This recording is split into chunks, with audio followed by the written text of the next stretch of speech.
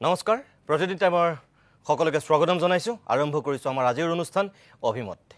আজিৰ অভিমতত আমি কি কথা পাতিব বিচাৰিছো ইতিমধ্যে আপোনালোকে কামিং আপ দেখিছে আৰু সকলো কথা গম পাইছে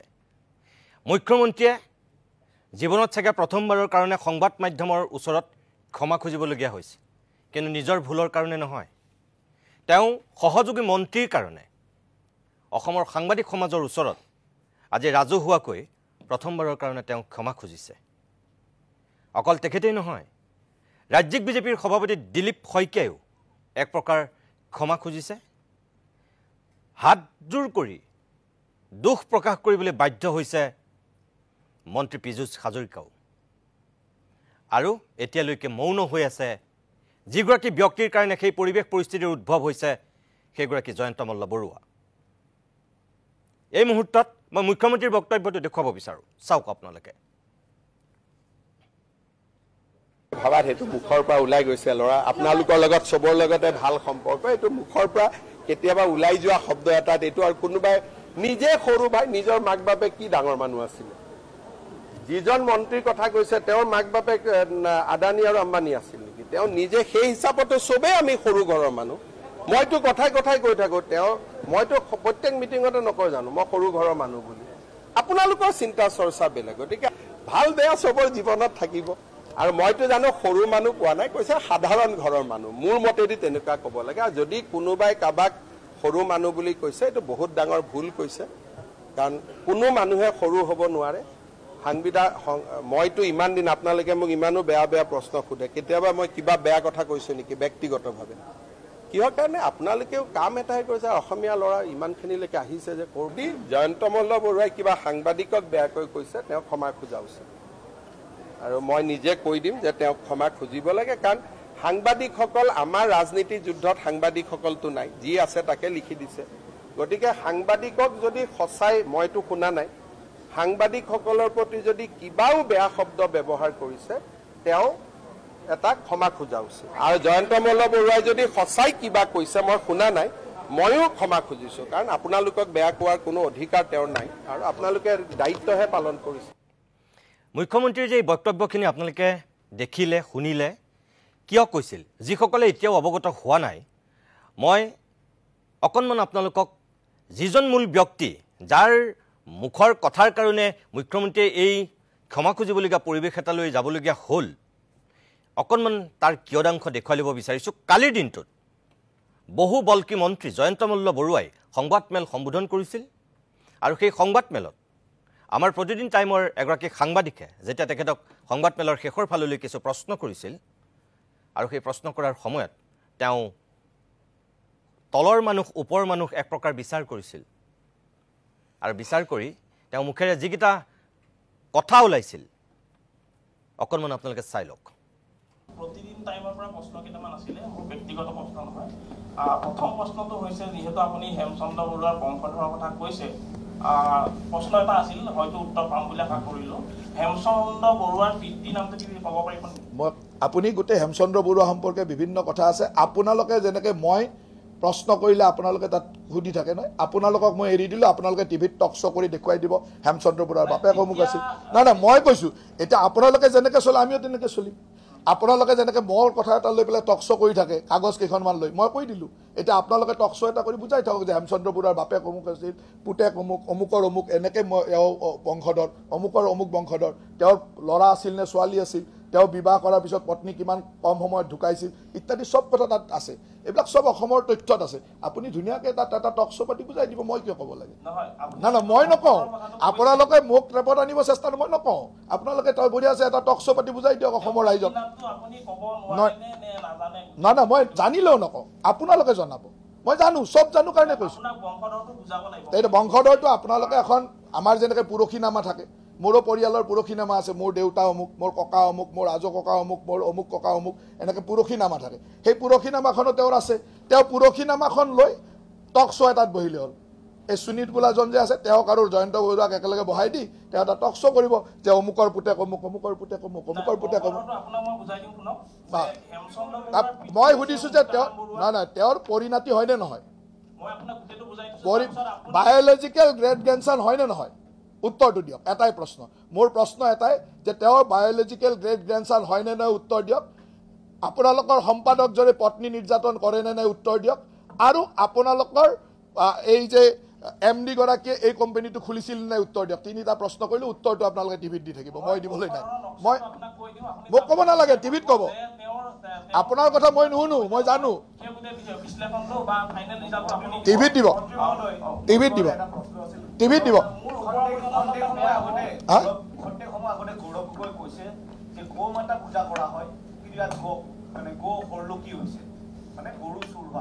তাৰমানে গৌৰৱ গগৈ আৰু জয়ন্ত বৰুৱা মিলিজুলিয়ে গোটেইটো কৰিছে তেওঁলোকৰ উদ্দেশ্য এনেকৈয়ে তেওঁ আৰম্ভণি কৰিছিল আৰু তেখেতে কৈছে যে তেখেতৰ সংবাদমেল আমি পোনপটীয়াকৈ দেখুওৱা নাছিলোঁ তেখেতে চাগে গমেই নাপায় তেখেতৰ সংবাদমেলৰ আমি পোনপটীয়া সম্প্ৰচাৰো কৰিছিলোঁ আৰু এটা সময়ত গৈ এইজন জয়ন্ত মল্ল বৰুৱাই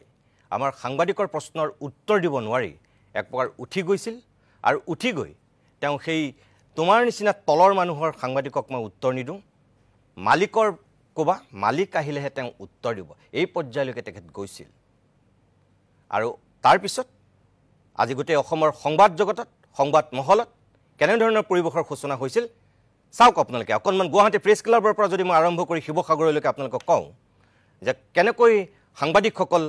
এক প্ৰকাৰ মুখৰ হৈছিল প্ৰতিবাদ সাব্যস্ত কৰিবলৈ তেওঁলোক ৰাজপথলৈ ওলাই আহিবলগীয়া পৰিৱেশৰ মুখামুখি হৈছিল এয়া গুৱাহাটী প্ৰেছ ক্লাবৰ দৃশ্য অকল গুৱাহাটী প্ৰেছ ক্লাবতে নহয় ইয়াৰ বাহিৰেও অসমৰ বিভিন্ন প্ৰান্তত সাংবাদিকসকলে প্ৰতিবাদ কৰিছিল জয়ন্ত মল্ল বৰুৱাক ক্ষমা খোজাৰ দাবী জনাইছিল যোৰহাট শিৱসাগৰৰ এয়া আপোনালোকে চাওক এই মুহূৰ্তত দেখিছে এই পৰিৱেশটোৰ সূচনা হৈছিল ডিব্ৰুগড়তো একেই পৰিৱেশ শিৱসাগৰতো একেই পৰিৱেশ যোৰহাটতো একেই পৰিৱেশ সাংবাদিকসকলে প্ৰতিবাদ সাব্যস্ত কৰিছিল আৰু তাৰপিছত বাধ্য হৈ মুখ্যমন্ত্ৰীয়ে যিখিনি বক্তব্য কৈছিল আৰম্ভণিত সেয়া আজি ক'বলগীয়া হ'ল অকল মুখ্যমন্ত্ৰীয়ে নহয় মই আৰম্ভণিতে আপোনালোকক কৈছোঁ বিজেপিৰ সভাপতি দিলীপ শইকীয়া আৰু মন্ত্ৰী পীযুষ হাজৰিকা যিজন জয়ন্ত মল্ল বৰুৱাৰ এক প্ৰকাৰ বন্ধু এই দুয়োগৰাকী ব্যক্তিয়ে কি কৈছে এবাৰ সেয়াও চাই লওক কথাটোৱে কম যে সংবাদ মাধ্যমক বেয়া পালেও ভাল পাব লাগিব সংবাদ মাধ্যমে আমাৰ বিৰুদ্ধে কিবা যদি বাতৰিও কৰে তাকো হজম কৰাৰ শক্তি প্ৰতিজন জনপ্ৰতিনিধি থাকিব লাগিব কাৰণ সদায় সংবাদ মাধ্যমৰ পৰা আমি সদায় বাহ নাপাওঁ সদায় সংবাদ মাধ্যমে আমি কোৱাটোৱে সত্য বুলি প্ৰকাশ নকৰে কাৰণ সংবাদ মাধ্যমৰ এটা দায়িত্ব আছে গোটেই শুদ্ধ সত্য তথ্যখিনি ৰাইজৰ মাজলৈ লৈ যাব লাগে ক'ৰবাত ব্যক্তিগত কাৰোবাক আক্ৰমণ হয় ক'ৰবাত কেতিয়াবা তথ্য থাকে গতিকে বহুত বেছি আৱেগিক হোৱাৰ প্ৰয়োজন নাই কাৰোবাৰ বিৰুদ্ধে অভিযোগ আহিছে এতিয়া মোৰ নামে ওলাইছে দুটা গৰু মই লোৱা বুলি মইতো ৰঙিয়াৰ পৰা গৰু লোৱা নাই 8 মাহ পিছত মই গৰুখুটিৰ পৰা গৰু লৈছোঁ পইচা দি আৰু 1.5 মাহ পিছত গৰু মই গৰুখুটিক উভতাই দিছোঁ আৰু যোৱা 2 বছৰ পিছতহে মোক আজি 3 মাহ আগত মোৰ একাউণ্টত 1 লাখ টকা ঘূৰাই দিছে গৰুখুটি প্ৰকল্পত মই গৰুখুটি প্ৰকল্পৰ মেম্বাৰ গতিকে মোৰ নামটো ওলাই গ'ল যে ৰঙিয়াৰ পৰা গৰু দুটা মই লৈ গ'লোঁ ৰঙিয়াৰ পৰা গৰু কেনেকৈ ক'ত গ'ল সেইবিলাক তথ্য তেওঁলোকে দিব কিন্তু মই গৰুখুটিৰ পৰা দুটা গৰু 8 মাহ পিছত লৈ গৈছোঁ যে তাত যেতিয়া গৰু পোৱালি বহুত হৈ গ'ল 6-7 মাহত বহুত গাই পোৱালি দিলে তেতিয়া জেগা নাইকিয়া হ'ল সেই সময়ত তেতিয়া মই দুটা গৰু লৈ গৈছোঁ পে'মেণ্ট কৰি আৰু যোৱা আজি 3 মাহ আগত মোৰ একাউণ্টত ট্ৰেন্সফাৰ হৈছে 1 লাখ টকা গৰু ঘূৰাই দিলোঁ 1 মাহ পিছত কাৰণ সেই গিৰ গাই মই ৰাখিব নোৱাৰোঁ তাৰ কাৰণে মানুহ লাগে তাৰ কাৰণে বহুত ব্যৱস্থা লাগে মোৰ 22,000 টকা খৰচ হৈছে 1 মাহৰ ভিতৰত আৰু মই 2,000 টকাৰ মাত্ৰ গাখীৰ বিক্ৰী কৰিছোঁ গতিকে তেনেকুৱা কথা মোৰ নিচিনা সম্ভৱ মোৰ এটা গৰুৰ প্ৰতি গো মাতাৰ প্ৰতি এটা শ্ৰদ্ধা সন্মান ল'ৰা ছোৱালীকেইটাও কৈ থাকে গৰু এটা পুহিলে ভাল কিন্তু মোৰ ব্যৱসায় নহয় দেই সেইটো ক্লিয়াৰ কৰিছোঁ গৰুটো নিজৰ ঘৰৰ গাখীৰটো পোৱাৰ কাৰণে লৈ গৈছোঁ এনেধৰণে কিছুমান তথ্য প্ৰকাশ হৈছে RTI তথ্য আহে তেওঁলোকেও দি দিয়ে RTI তথ্যবিলাক কিন্তু তাৰ মাজতো বহুত কথা থাকে মই জয়ন্ত মল্ল বৰুৱা ডাঙৰীয়াক অনুৰোধ কৰিম যে সংবাদ মাধ্যমৰ নহয় মূল কথাখিনি নোলালে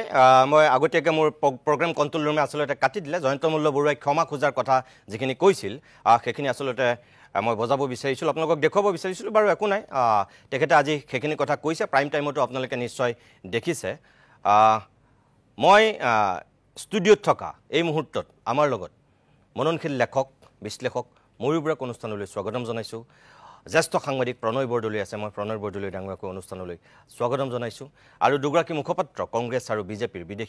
বিদিশা নেওগ আৰু দিলীপ শৰ্মা বিজেপিৰ মুখপাত্ৰ মই তেওঁলোককো অনুষ্ঠানলৈ স্বাগতম জনাই লৈছোঁ মই প্ৰথমতে প্ৰণয় বৰদলৈ ডাঙৰীয়া মই আপোনাৰ কাষলৈকে আহিছোঁ আপুনিও আজি গুৱাহাটী প্ৰেছ ক্লাবৰ প্ৰতিবাদত অংশগ্ৰহণ কৰা এগৰাকী জ্যেষ্ঠ সাংবাদিক আছিল মুখ্যমন্ত্ৰীয়ে যে ক্ষমা খুজিলে দিলীপ শইকীয়াই যে ক্ষমা খুজিছে আৰু পীযুষ হাজৰিকাৰ বক্তব্যখিনি এতিয়ালৈকে আমি দেখুওৱা নাই পৰৱৰ্তী সময়ত মই প্ৰয়োজন বোধ কৰিলে দেখুৱাম এই যে যিটো পৰিৱেশলৈ গ'ল আপুনি কি বুলি ভাবে যে ইয়াৰ নেপথ্যত কোনবিলাক কাৰকে ক্ৰিয়া কৰিছে এই মন্ত্ৰীবিলাকৰ মূৰত ধৰাৰ কাৰণে নে সংবাদ মাধ্যমক তেওঁলোকে কৰবাত লঘু কৰিবৰ কাৰণে এনে ধৰণৰ আচৰণ কৰে না আন কিবা বুলি ভাবে নাই আজিকালি ধন্যবাদ নিতুমণি নাই এতিয়াৰ দেখিবলৈ পাইছে যে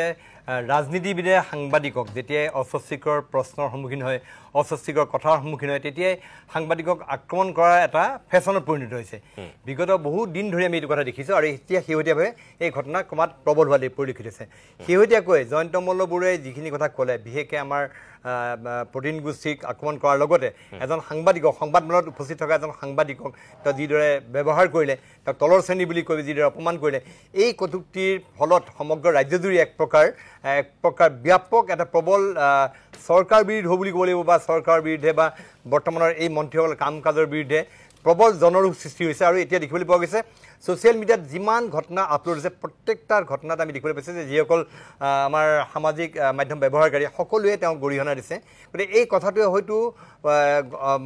মুখ্যমন্ত্ৰী হিমন্ত বিশ্ব শৰ্মা তেওঁ হয়তো অনুভৱ কৰিব পাৰিছে তেওঁ ঠিক সেইদৰে হয়তো দিলীপ শইকীয়া অনুধাৱন কৰিব পাৰিছে সেইকাৰণে তেওঁলোকে প্ৰতিক্ৰিয়া প্ৰকাশ কৰিছে কিন্তু তাৰ লগতে মই এই কথা ক'ম আজিৰ এই ঘটনা প্ৰবাহৰ আঁৰত কিন্তু মুখ্যমন্ত্ৰী হিমন্ত বিশ্ব শৰ্মাৰো বহুখিনি অৰিহণা আছে কাৰণ মুখ্যমন্ত্ৰী হিমন্ত বিশ্ব শৰ্মাই পূৰ্বত আমি দেখিছিলোঁ যে সাংবাদিকক বিভিন্ন সময়ত তেওঁ তুচ্ছ তাচ্ছিল্য কৰাটো এক প্ৰকাৰ পৰম্পৰাত পৰিণত কৰি পেলাইছে তেওঁ বিভিন্ন ক্ষেত্ৰত বিভিন্ন প্ৰসংগত ক'ৰবাত সাংবাদিকে কিবা প্ৰশ্ন এটা সুধিছে তেওঁ যিকোনো প্ৰশ্ন এটা পোনপটীয়া উত্তৰ দিয়াৰ পৰিৱৰ্তে সাংবাদিকক তুচ্ছ তাচ্ছিল্য কৰিছে এনেকুৱা ঘটনা প্ৰবাহ আমি বিগত সময়ত বহুবোৰ দেখিবলৈ পাইছোঁ গতিকে সেইবিলাকৰে হয়তো অনুসৰণ কৰি জয়ন্ত মল্ল বৰুৱাৰ দৰে যিসকল মন্ত্ৰী আছে তেওঁলোকে এই কথা কৈছে মই খালি নিতুমণি এটা কথা কওঁ যে সেই আমাৰ যিটো প্ৰেছ ফ্ৰীডম ইণ্ডেক্স আছে যে এইটো আমাৰ ৰিপৰ্টাৰ্ছ চেন্স বেৰিয়াৰ বুলি এটা যিটো অৰ্গেনাইজেশ্যন ৰিপৰ্টাৰ্ছ উইদাউট বেৰিয়াৰ তেওঁলোকে যিটো প্ৰেছ ফ্ৰীডম ইণ্ডেক্স কৰিছে সেই প্ৰেছ ফ্ৰীডম ইণ্ডেক্সত এটা চাঞ্চল্যকৰ তথ্য আছে যে বিগত 2019 চনত আমাৰ ভাৰতৰ তাত স্থান আছিলে 180খন দেশৰ ভিতৰত 140 আৰু তাৰ পৰা কমত ভাৰতৰ স্থান তললৈ নামি গৈ আছে আৰু শেহতীয়াভাৱে আমি যিটো দেখিবলৈ পাইছে 2025 চনত ভাৰতৰ স্থান 161 হৈছে অৰ্থাৎ 180খন দেশৰ ভিতৰত ভাৰতৰ স্থান 161লৈ হ্ৰাস পাইছে তললৈ নামিছে অৰ্থাৎ এইটো অৱস্থা হৈছে আমাৰ সাংবাদিকৰ সংবাদ মাধ্যমৰ গতিকে এইটো সমগ্ৰ দেশজুৰি এটা চলি আছে ক'ৰবাত চৰকাৰৰ বিৰুদ্ধে মাত মাতিলে সংবাদ মাধ্যমৰ বিৰুদ্ধে সৰব হোৱা অকল ইয়াতে নহয় সাহসীয় পক্ষ বিভিন্ন ঠাইত বংগত আমি দেখিছোঁ তৃণমূল কংগ্ৰেছৰ চৰকাৰে সাংবাদিকক আক্ৰমণ কৰাৰ ঘটনা দেখিছোঁ বা অন্যান্য ঠাইত ক'ৰবাত বিজেপি চৰকাৰে কৰিছে ক'ৰবাত কংগ্ৰেছ চৰকাৰে কৰিছে সেইটোৱে কৈছে যেতিয়াই অসহজ হয় যেতিয়া অস্বস্তিকৰ পৰিস্থিতিৰ সন্মুখীন হ'বলগীয়া হয় ৰাজনীতিবিদ তেতিয়া তেওঁলোকে সাংবাদিকক আক্ৰমণৰ লক্ষ্য কৰি লয় এই ঘটনাবোৰ মই দীৰ্ঘদিন ধৰি দেখি আহিছোঁ নিশ্চয় মই ধন্যবাদ জনাইছোঁ আকৌ আহিম মই ময়ূৰ বৰুৱা ডাঙৰীয়া মই আপোনাৰ কাষলৈ আহিছোঁ যে একাংশ ৰাজনীতিকে প্ৰণয় বৰদলৈ কৈছে যে একদম যিটো পৰিৱেশৰ সূচনা কৰিছে বিশেষকৈ তাত তেখেতে কৈছে যে মুখ্যমন্ত্ৰীৰ নিজৰো অৱদান আছে এইটোতো সঁচা কথা যে কোন চেনেলৰ বা কোন পেপাৰৰ একেবাৰে মালিকক কৈ পেলাই চাকৰি খাই দিম বুলি যদি কোনোবাই ভাবুকি দিয়ে তেনেহ'লেতো আৰু বাকী কি থাকিব গতিকে তেনেকুৱা ঘটনা ইয়াত ঘটিছে নঘটা নহয় আৰু সেইকাৰণে চাগে এতিয়া জয়ন্ত মল্ল বৰুৱাহঁতৰ দৰে নেতাই এনেধৰণে তুচ্ছ তাচ্ছিল্য কৰিবলৈ মানে সাহস কৰিছে আপুনি দীৰ্ঘদিন ধৰি আপুনি গোটেই পৰিস্থিতিবিলাক পৰ্যবেক্ষণ কৰা ব্যক্তি আপুনি কি বুলি ভাবে যে এই ৰাজনীতিকসকলে যেতিয়া নিজৰ যুক্তিৰ হাৰে বা যেগলে উত্তৰ দিব নোৱাৰে তেতিয়া তেওঁলোকে বিষয়টো ডাইভাৰ্ট কৰিবৰ কাৰণে বেলেগ কিছুমান ইছ্যু খাৰা কৰে যেনে ধৰক ব্যক্তিগত পৰ্যায়ত আক্ৰমণ কৰে মানুহক তেওঁ এতিয়া যিবিলাক তাত কোনো অৰ্থ নথকাকৈ প্ৰয়োজন নথকাকৈ তেওঁ কিছুমান ব্যক্তিগত আক্ৰমণো কৰিছে আমাকো কৰিছে মোৰ স্বত্বাধিকাৰী জয়ন্ত বৰুৱাকো কৰিছে বা মোৰ সহযোগী কাৰ্যবাহী সম্পাদক এজন কাৰ্যবাহী সম্পাদক সুনীত ভূঞা তেওঁ কি বুলি কৈছে সুনীত বোলাটো এইটো মন্ত্ৰীৰ বাক্য নেকি এজন সুনীত ভূঞা আজি আমাৰ টেলিভিশ্যন চেনেলটোৰ কাৰ্যবাহী সম্পাদক কাৰ্যবাহী সম্পাদক এজনক কেনেকে সন্মান কৰিব লাগে কাৰ্যবাহী সম্পাদকেই হওক আৰু কালি কটন কলেজৰ পৰা বা কোনোবা এখন লখিমপুৰ কলেজৰ পৰা আহি আপোনালোকৰ গোষ্ঠী বা বেলেগ এটা গোষ্ঠী বা কোনোবা পৰ্টেলত যোগদান কৰা সাংবাদিককো আমি আপুনি বুলি ক'ব লাগে তেওঁক আৰু তুমি বুলি ব্যৱহাৰ কৰিব নালাগে আৰু তেওঁক যিটো সন্মানৰ প্ৰাপ্য যিটো আলেকজেণ্ডাৰ পুৰুৰ কাহিনীৰ পৰা ইমান ভাৰতীয় সভ্যতা সংস্কৃতিৰ কথা কৈ থকা দলটোৱে সেইটো কথা যদি আপুনি টেলিভিছনত 10 বছৰ শাসন কৰাৰ পিছত আকৌ চলাব লগা হয় তেতিয়াহ'লে আপুনি কথাটো অনুভৱ কৰিব পাৰিব তেওঁলোকে যিটো কথা মই কোনো ব্যক্তি বিশেষৰ কথা নহয় সেই কথাটো যে তেওঁলোকে কৈ থাকে এই কথাবোৰৰ মাজত আসলতে আন্তৰিকতা নাই এই কথাবোৰৰ মাজত নিষ্ঠা নাই মই এটা কথা আপোনাক কওঁ বিক্ষিপ্ত ঘটনাৰ যোগেদি নহয় যোৱা 10-15 বছৰত যেতিয়া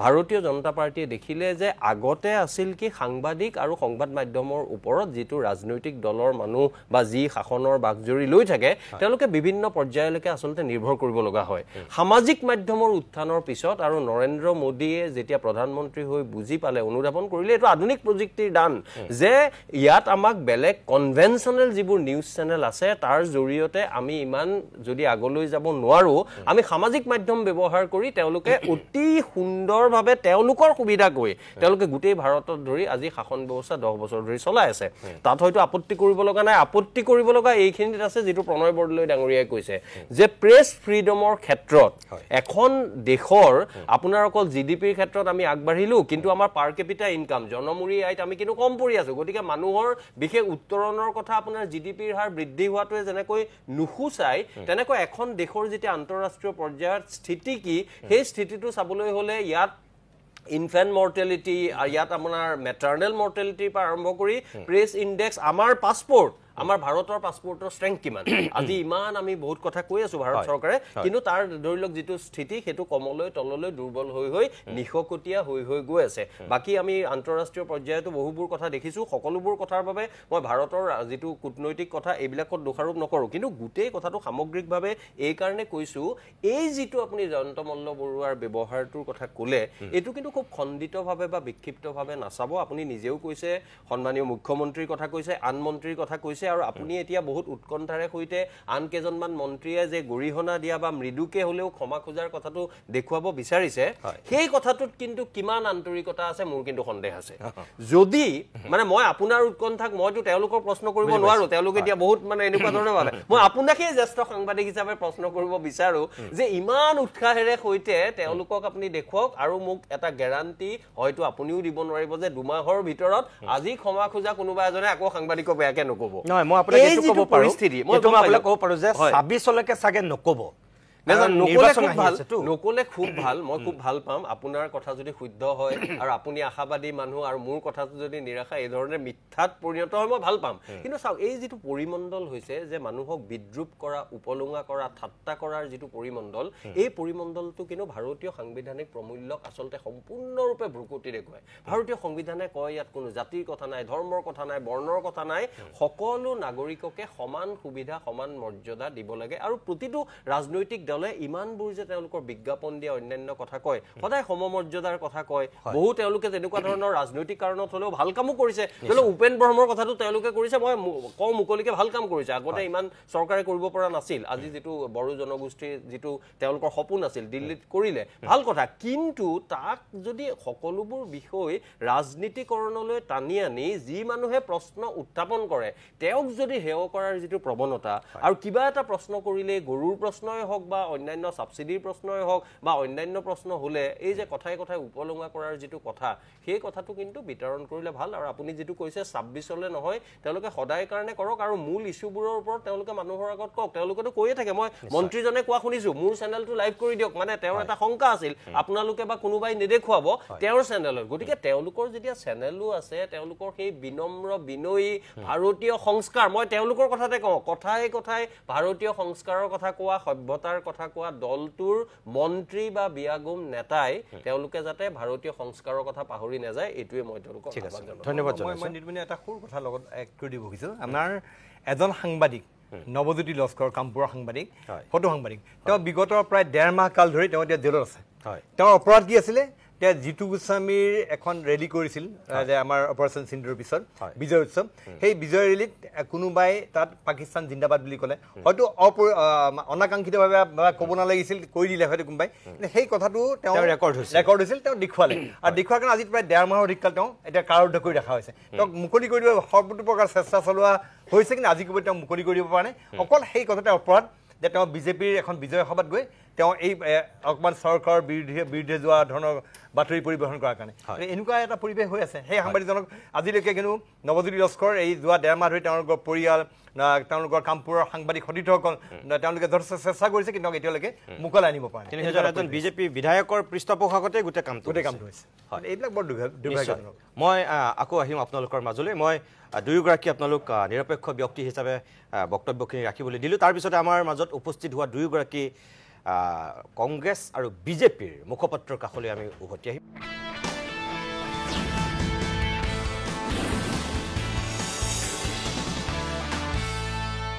মই বিদিশা নেওগৰ কাষলৈ আহিছোঁ কংগ্ৰেছৰ মুখপাত্ৰ এই প্ৰণয় বৰদলৈ আৰু ময়ূৰ বৰা ডাঙৰীয়া যিকেইটা কথা ক'লে আপুনি আধা শুনিছে চাগে আধা শুনা নাই মোৰ কথা হ'ল এতিয়া যে ৰাজনীতিবিদসকল আপোনালোক এতিয়া বিৰোধীত আছে এতিয়া আপোনালোকে বিজেপিক সমালোচনা কৰে তেওঁলোকে গুৰু গোসাঁই নামানে বুলি কয় সংবাদ মাধ্যমৰ ওপৰত আক্ৰমণ হোৱাৰ কথাক লৈ আপোনালোক সৰব হৈছে কিন্তু যেতিয়া আকৌ একেই কংগ্ৰেছ যদি শাসনত থাকে তেতিয়া হয়তো স্থিতিটো ওলোটা হয় সলনি হয় সিদিনাখন কিন্তু প্ৰদ্যুৎ বৰদলৈ ডাঙৰীয়াই সাংবাদিকক আকৌ একেই বিজেপিৰ মানুহৰ দৰে প্ৰশ্ন সোধাৰ কাৰণে তাকেতো ক'লোঁ তেনেকুৱাকৈ প্ৰশ্ন কৰিছে তাৰমানে কি কংগ্ৰেছ আৰু বিজেপি এই সকলো ৰাজনৈতিক দলবিলাক একেই নেকি তাৰমানে নমস্কাৰ আপুনি যেটো প্ৰশ্ন খুদিছে এটো এই সময়ৰ আটাইতকৈ ডাঙৰ প্ৰশ্ন যে ৰাজনীতি কেনেকুৱা ধৰণে তলৰ স্তৰলৈ গৈ আছে কিন্তু আমি যুৱ প্ৰজন্মৰ প্ৰতিনিধি হিচাপে আমি কিছু কথা পাতিবলৈ বুজিবলৈ চেষ্টা কৰোঁ আমি আমাৰ প্ৰয়াত মুখ্যমন্ত্ৰী তৰুণ গগৈ ডাঙৰীয়াৰ দিনত আমি প্ৰেছত কেনেকৈ বা মিডিয়াই কেনেকৈ তেখেতক সমালোচনা কৰিলে তেখেতৰ বিষয়ে যেতিয়া এতিয়া মিম বুলি কয় মিম ওলালে বা বিভিন্ন ধৰণৰ যেতিয়া হাস্যকৰ কমেডিবিলাক ওলায় তেতিয়া তৰুণ গগৈ ডাঙৰীয়াই কি সৎভাৱেৰে কি ধুনীয়াকৈ ব্যৱহাৰ কৰিছিলে সেই সময়বোৰ আমি দেখিছোঁ তাৰপিছত আমি এতিয়াৰ যিবোৰ ঘটনা প্ৰবাহ হৈ আছে এই ঘটনা প্ৰবাহবোৰ নতুন নহয় কাৰণ আমি দেখিছোঁ 2021 চনতো সাংবাদিক মানসজ্যোতি বৰুৱাক কেনেকৈ আৰক্ষীয়ে হেঁচা প্ৰয়োগ কৰিছিল ৰাজনৈতিক প্ৰেছাৰ দিছিলে 2021 চনৰ প্ৰাগৰ এটা ৰিপৰ্টত ওলাইছিলে য'ত 5জন সাংবাদিকক আক্ৰমণ কৰা হৈছিলে নৱেম্বৰ 2021ত মিলন মহন্ত বুলি এগৰাকী সাংবাদিকক ৰাস্তাত বান্ধি প্ৰহাৰ কৰিছিলে তাৰ উপৰি মুখ্যমন্ত্ৰী হিমন্ত বিশ্ব শৰ্মা ডাঙৰীয়াই ঐ সাংবাদিক তই ক'ৰ সাংবাদিক তোৰ মালিক কোন তোৰ ধৰ্ম কি এই ধৰণৰ প্ৰশ্নবিলাক যেতিয়া সুধিছিলে মুখ্যমন্ত্ৰী হিমন্ত বিশ্ব শৰ্মাই যেতিয়া শিক্ষকক অন কেমেৰা অপমান কৰিছিলে মুখ্যমন্ত্ৰী হিমন্ত বিশ্ব শৰ্মাই যেতিয়া OADC বুলি প্ৰশাসনিক ক্ষেত্ৰখনত থকা এজন মানুহক অপমান কৰিছিলে সেই অপমানবোৰৰ পৰা এই ধাৰণাটো বেছি হ'বলৈ ধৰিছে আৰু আজি যিটো ঘটনা প্ৰবাহ হৈ আছে আজি যিটো মন্ত্ৰী জয়ন্ত মল্ল বৰুৱা ডাঙৰীয়াই সন্মানীয় মন্ত্ৰীৰ চকীত বহি পেলে এই ধৰণৰ গোৱাল গালি ধৰণৰ এই ধৰণৰ তিৰ্যক মন্তব্যবোৰ দিয়া আৰম্ভ কৰিছে তেতিয়া আমাৰ সঁচাকৈ আমাৰ লাজ লাগিছে আমি ৰাজনীতি কৰোঁ বুলি ক'বলৈ আমাৰ লাজ লাগিছে কাৰণ ৰাজনীতিবিদসকলে এখন সমাজৰ সমাজ চলনা কৰে সমাজ পৰিচালনা কৰে আৰু তেওঁলোকৰ মুখত যদি এনেকুৱা ধৰণৰ তৰল কথা বতৰা আমি দেখোঁ আমি লাজ পাওঁ আজি আমাৰ কংগ্ৰেছ দলতে আপুনি চাব আমাৰ মিডিয়াৰ চেয়াৰমেন বেদব্ৰত বৰা ডাঙৰীয়া তেখেতো এগৰাকী সাংবাদিক আছিল আজি আমাৰ বিজেপিৰ মুখপাত্ৰ বহি আছে দিলীপ শৰ্মা ডাঙৰীয়া তেখেতো এগৰাকী সাংবাদিক বিজেপিত এনেকুৱা বহুত ধৰণৰ সাংবাদিক আছে বহুত সাংবাদিকে এতিয়া পলিটিক্স জইন কৰিলে ৰাজনীতি জইন কৰিলে কিন্তু তাৰ পিছতো তেওঁলোকে মনে মনে থকা এই ধৰণৰ ঘটনা প্ৰবাহবোৰ একচুৱেলি হিমন্ত বিশ্ব শৰ্মা ডাঙৰীয়াই যিটো কালচাৰ আৰম্ভ কৰিলে অসমত যি ধৰণে এটা তেওঁ বেয়া ধৰণে তেওঁ লেংগুৱেজ ক'বলৈ ধৰিলে তেওঁৰ যিসকল নেতা পালি নেতা তেখেতৰ যিসকল শুৱে বৰাই থাকে জয়ন্ত মল্ল বৰুৱাই হওক পীযুষ হাজৰিকা ডাঙৰীয়াই হওক আজি তেওঁলোকে ক্ষমা বিচাৰিলেও আমি তেওঁলোকৰ অতীতবোৰ দেখি আছোঁ আৰু তেওঁলোকৰ যিবিলাক অতীত সেইবিলাকে আমাক কিন্তু চুই গৈছে আজি মইতো বিচাৰোঁ আজি প্ৰতিদিনৰ যিগৰাকী সাংবাদিক তেখেত আমাৰ ভাতৃপ্ৰতিম তেখেতে উঠি অহা এগৰাকী সাংবাদিক তেখেতে যি ধৰণে কথা বতৰা তেখেতৰ যি ধৰণে সাংবাদিকতাৰ দিশত তেখেত আগবাঢ়ি গৈছে তেখেতক এনেধৰণে ৰাজহুৱা ৰাজহুৱাভাৱে অপমান কৰাৰ কাৰণে আচলতে হিউম্যান ৰাইটছত গোচৰ হ'ব লাগে আৰু এই গোটেই কথা বতৰাবোৰৰ মূলতে কিন্তু মই বাৰে বাৰে কওঁ মাননীয় মুখ্যমন্ত্ৰী হিমন্ত বিশ্ব শৰ্মা ডাঙৰীয়া তেখেতৰ পৰিচালনাত তেখেতৰ যিবোৰ কাম কাজ এইবোৰ চাই পেলাই আমি যেনেকৈ ডাঙৰে কি কৰে সেই বস্তুটো চাই পেলাই আমি সৰুৱে শিকোঁ তেওঁৰ মন্ত্ৰীসভাৰ সেই মন্ত্ৰীসকলে কিন্তু তেওঁক চাই চাই এইবিলাক কৰিবলৈ ক্ষমা খুজিছে দিলীপ শইকীয়াও যে ক্ষমা খুজিছে মুখ্যমন্ত্ৰীও যে ক্ষমা খুজিছে আপুনি কিয় ক্ষমা খোজা বুলি ভাবে যে সাংবাদিকসকলে সঁচাকৈ দুখ পোৱাৰ কাৰণে বেয়া পোৱাৰ কাৰণে প্ৰতিবাদ কৰাৰ কাৰণে নে ক'ৰবাত সঁচাকৈ ভুল বুজি পায় চাওক আজি মুখ্যমন্ত্ৰী হিমন্ত বিশ্ব শৰ্মা ডাঙৰীয়া ক্ষমা খুজিছে তাৰ লগতে তেখেতে কিন্তু কিছুমান এই কেঁচু খান্দোতে সাপ ওলাই বুলি কয় যে কিছুমান এনেকুৱা ডেটা কিছুমানো দিছে যিটো কুৱেশ্যন কৰিবলগীয়া তেখেতে কৈছে যে আজি তেখেতে যদি ইমান সঁচাকৈ ক্ষমা বিচাৰিছে লগতে এটা কথা কৈছে যে ধুবুৰীত প্ৰায় 1500 গৰু চুৰি কৰি পেলাই কাটিলে ঈদৰ সময়ত তেখেতৰ গৃহ বিভাগে আজি মুখ্যমন্ত্ৰী হিমন্ত বিশ্ব শৰ্মা ডাঙৰীয়া মুখ্যমন্ত্ৰী হোৱাৰ পৰা দেখিছোঁ গো ৰক্ষাৰ কাৰণে কিমান আইন আনিছে কিমান আইন প্ৰণয়ন কৰা অতীতৰ পৰা চলি আছে এই আইনবোৰ তাৰপিছতো তেওঁলোকে কি ধৰণে গোধন ৰক্ষা কৰাৰ কাৰণে আইনৰ ক্ষেত্ৰত তেখেতে কি ধৰণে ব্যৱস্থা কৰিম বুলি কয় বা তেখেতে মাজে মাজে বিৰাট ষ্ট্ৰিক্ট হৈ পেলাই দেখুৱায় কিন্তু আজি যদি 1500 মান গৰু প্ৰায় কাটিছে ধুবুৰীত চুৰি কৰা গৰুটাকো তেওঁলোকৰ ওপৰত একচুৱেলি গৃহ বিভাগৰ ব্যৰ্থতা মুখ্যমন্ত্ৰী ডাঙৰীয়া ব্যৰ্থতা এওঁলোকে নিজৰ ব্যৰ্থতাবিলাক ঢাকিবলৈ গৈ কেঁচু খান্দোতে যেনেকৈ সাপ ওলাইছে আজি তেওঁলোকৰ ৱাদিহ নাইকিয়া হৈছে মইতো ডাইৰেক্টলি কওঁ বিজেপি চৰকাৰৰ বিজেপি মন্ত্ৰীসভাৰ জয়ন্ত মল্ল বৰুৱা ডাঙৰীয়াটো ক্লিন বল্ড হৈছে তেখেতে নিজৰ গাত এই যে পৰুৱাই পাখি গজিলে মৰে বুলি কয় এই বস্তুবিলাকৰ উদাহৰণ আমি এই মন্ত্ৰীসভাত দেখিছোঁ আৰু মই আপোনাক কওঁ বিজেপিৰ এজন মন্ত্ৰী নাই বুলি ধৰি লওক ৰাইজে ইমান বেয়া পাইছে ৰাইজৰ খং ক্ষোভৰ উদ্গীৰণ হৈছে এই যে আমি কিছুমান আমাক বিশেষণ দিলে সেই বিশেষণবোৰ এটা সময়ত গৈ মানে নাইকিয়া হৈ যায় কিন্তু এই যে গৰু চুৰ বুলি কৈছে হয় নে নহয় সেয়া ৰাইজে ক'ব কিন্তু এই যে গৰু চুৰ বিশেষণটোতে তেওঁ মৰালৈকে এৰাব নোৱাৰে ৰাইজে যে এৰি নিদিয়ে সেই কথা অলৰেডি বিজেপিৰ মন্ত্ৰীসভাই বিজেপিৰ মুখ্যমন্ত্ৰী মহোদয় অসমৰ মুখ্যমন্ত্ৰী মহোদয়ে গম পাইছে সেইকাৰণে আজি দেখিছে সংবাদ জগতক তেওঁলোকে যিধৰণে হেঁচা প্ৰয়োগ কৰিবলৈ ধৰিছিল আজি আমি দেখিলোঁ জয়ন্ত মল্ল বৰুৱা ডাঙৰীয়াই অকল কেৱল সাংবাদিকক আক্ৰমণ কৰা নাই অকল তেখেতৰ সেই গৰুৰ কাহিনীটো ক'বলৈ যোৱা নাই অকল তেখেতে ৰাজ সাহায্য লোৱা পত্নীগৰাকীৰ কথা ক'বলৈ যোৱা নাই তেখেতে কিন্তু লগতে সংবাদ মাধ্যমৰ আজি আপুনি নিতুমণি শইকীয়া ডাঙৰীয়াই হওক আজি সুনীত ভূঞা ডাঙৰীয়াই হওক আজি প্ৰতিদিনৰ মালিক জয়ন্ত বৰুৱা ডাঙৰীয়াই হওক তেখেতলোককো আক্ৰমণ কৰি লৈছে তাৰমানে এতিয়া কি কৰোঁ কি নকৰোঁ হয় যেতিয়া নিজৰ ভুলবোৰ গম পাইছে নিজে যেতিয়া গাঁতত সোমালোঁ বুলি গম পাইছে বোকাত লুতুৰি পুতুৰি হোৱা বুলি গম পাইছে তেতিয়া তেওঁলোকে এনেধৰণে আলাপ প্ৰলাপ বকিবলগীয়া হৈছে আৰু তাৰ কাৰণে মুখ্যমন্ত্ৰী হিমন্ত বিশ্ব শৰ্মাই দেখিছে যে এতিয়া সময় এনেকুৱা হৈছে যে আমাক সংবাদ গোষ্ঠীয়ে এতিয়া চৰকাৰক মানে কংগ্ৰেছ বিৰোধী দলটো বাদেই দিয়ক এতিয়া আমাক সংবাদ মাধ্যমেও তাৰমানে তোলা ধুনা দিয়া কৰিছে আৰু মই এটা কথা কম নিতুমণি ডাঙৰীয়া অসমৰ জনতাৰ ওপৰত 1,72,000 কোটি টকা ধাৰৰ বোজা জাপি দিব আৰু মন্ত্ৰী পত্নীবিলাকে ৰাজ সাহায্য ল'ব তেওঁলোকে বেংকৰ পৰা ঋণ ল'ব নোৱাৰে নেকি এই ধাৰবোৰ কোনে মাৰিব এতিয়া নতুনকৈ আকৌ 900 কোটিমান টকা ধাৰ ল'ব এই যে ধাৰবোৰ হৈছে এওঁলোকে বেংকৰ পৰা লোন নলয় কিয় সাধাৰণ অসমৰ জনতাক তেওঁলোকে টেটু চেপা দি পেলাই টেক্স